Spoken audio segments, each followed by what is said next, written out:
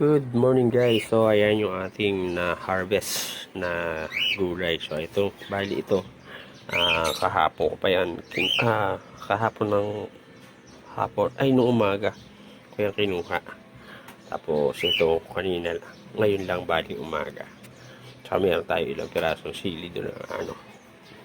So yun na harvest natin. Doon sa ating taniman.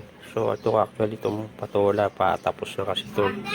Papatay na kaya konti na lang. So yun na nakuha natin. So after at saka ito yung mga isda na iuwi natin.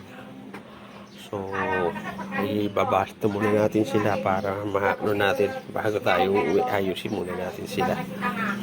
So ayan, pag uwi natin baka lutuin natin yan.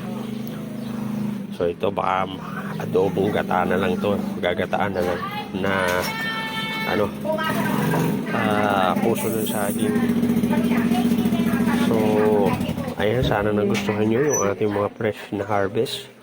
Although hindi na gano'ng kadami, konti kasi yung magsasummer at saka hindi naman na tayo nagtanim doon,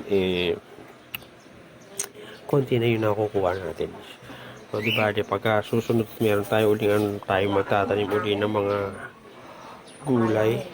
Pag naayos natin doon sa bahay, baka magtanim din tayo ng konti doon na gulay.